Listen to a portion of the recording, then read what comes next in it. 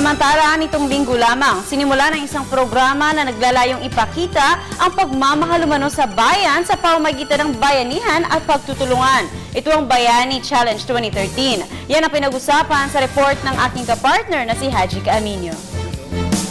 Patuloy ang pagbuhos ng mga volunteer mula sa Gawad Kalinga members at private sectors upang makapagpatayo ng mga bahay para sa mga kababayan nating walang matuluyan.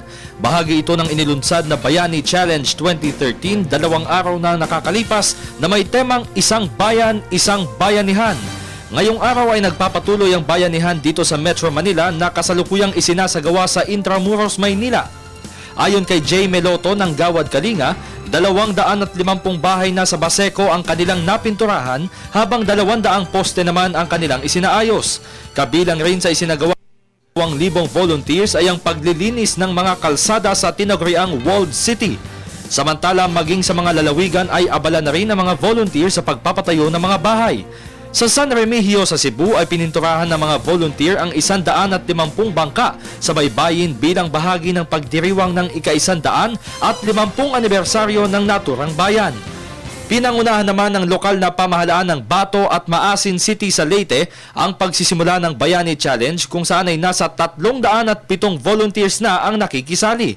Pinaigting rin ang bayanihan sa mga lalawigan ng Basilan, Bukidnon at sa 34 pang lalawigan sa bansa na sabay-sabay naglunsad noong Sabado. Magpapatuloy hanggang sa Miyerkules ang Bayani Challenge na sinimulan ng Gawad Kalinga noong taong 2006. Sa loob na 5 araw ay isasagawa ng Gawad Kalinga ang kanilang Bayani Challenge para sa taong ito. Maliban sa mga konserto at kasiyahan, isa lamang ang layunin ng kanilang programa at ito ay ang mapaigting at maituro sa GK members at volunteers ang pagbabayanihan at pagtutulungan upang masugpo ang kanihatan.